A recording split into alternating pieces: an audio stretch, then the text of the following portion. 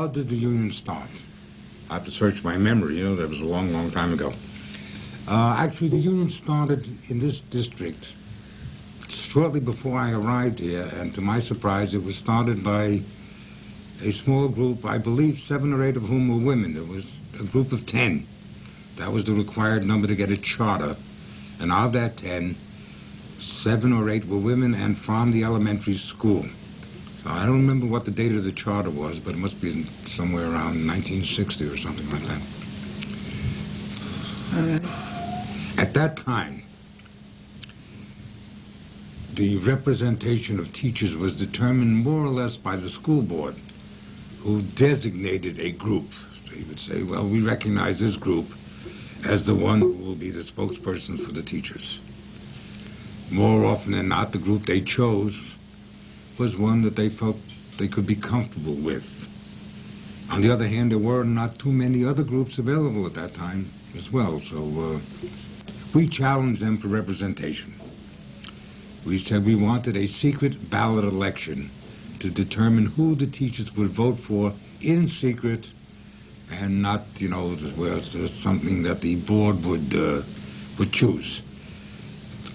The Classroom Teachers Association decided that the secret ballot election was not for them. They did not support the idea of a secret election, and they insisted that the board should have the right to determine who would be the bargaining agent.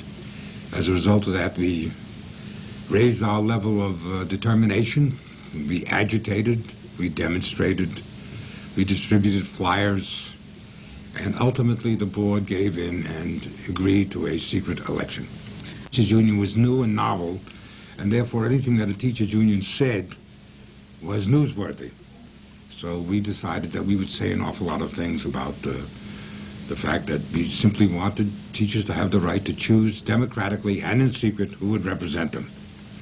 And we continue to raise that issue in the newspapers to the point where the board finally acceded to our request or demand. Despite the fact that we had a formal membership of 17, we then, when the campaign for secret ballot when the secret ballot was authorized, we then went out and produced a set of demands, which was huge and covered just about everything that you could think of. In fact, it was referred to some as the Dream Book. And of course, every teacher in the district got a copy of this. I believe it was 41 or 42 or 43 pages. And since the board always insisted that all we were interested in was salary, for reasons that we thought were very clever, we put the salary demand in the back, and all our other demands were in the front. Every teacher, therefore, had the Dream Book, the demand book, in their hands, and when they voted, I assume they voted based on what we said in that booklet. Our union, the American Federation of Teachers at that time, called for collective bargaining. The Classroom Teachers Association said they did not support the idea of collective bargaining. We characterized their version of what they called bargaining as collective begging, and we campaigned on the issue of real collective bargaining. What did the slogans dignity and status and voice of the teachers mean to the members in those early years? It's a very good question. I ought to tell you, I know they were very, very popular slogans. I think, and of course this is strictly my theory about it, the teacher union movement, the growth of the teacher union movement coincided with the growth, in my mind, the growth of the civil rights movement. And I think in many, many ways we capitalized on some of the things that the people in the civil rights movement were talking about. Teachers never really had any great sense of that they could have an opinion about anything. Usually they were never always told, we hope you're going to volunteer to do this, that, or the other thing. In fact, it was a standard practice, to my surprise, to find in some of the elementary schools that the teachers would get together and chip in to buy a Christmas gift for the principal. I always thought that in private industry was the other way around, that the boss bought something for the workers. Right. But here we had teachers buying a gift for the building principal. So in general, I think that the slogan voice meant, I think, for teachers what we thought it should mean, that the union would act. They, acting through the union, would have a voice in their working conditions and what they were paid. And as far as dignity and status goes, I think they stand, you know, I mean, I've had people who told me they thought status meant money. To me, they always sort of meant the same thing again, you know, that you had a sense, it gave, we were campaigning or working to give those people a sense of their own self-worth. What happened to cause the first strike? What happened to cause the first strike? We had negotiated, and our demand was for a contract. We wanted everything in writing, and the argument was, well, you don't need it in writing. We said it was all right, you know. And we had a big meeting with the superintendent, and we invited any number of people to attend if they wanted to observe the process, and they did. And we came in with 55 of our demands. And as we read them off, the superintendent said no for everyone. And of course, we then put out our flyer which said 55 no's. We called a meeting. We called for a strike vote. We didn't get it. Subsequent to that time, same situation developed. We called a meeting, and this time we had a strike vote. We were the first among the locals that formed a union to actually strike and have a contract. So at that time, we were the only ones, only union group that had a contract and, of course, had a strike. And we tried to work with the other groups where they had incipient unions. Could you mention some of the firsts that the union achieved and why they were important?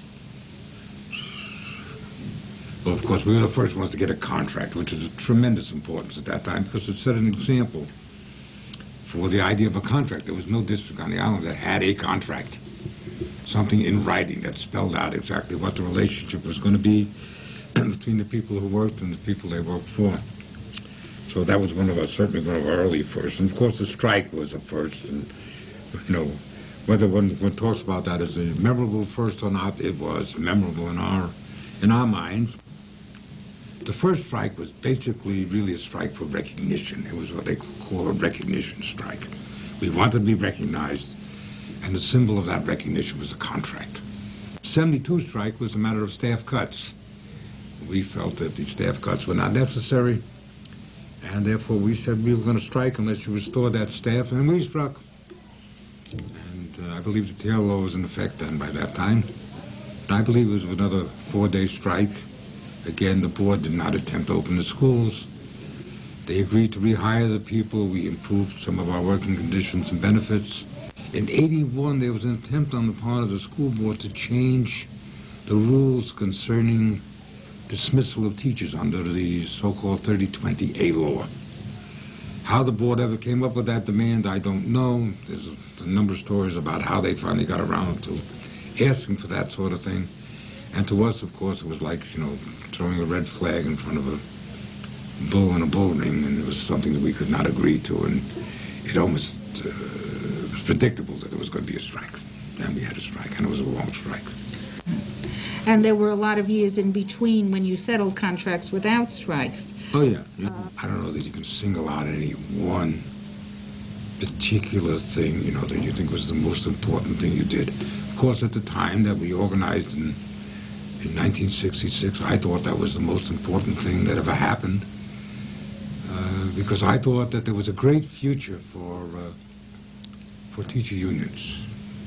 It was my thought at that time that teacher unions, by the very fact of their membership, would become a union that was very, very conscious socially and would help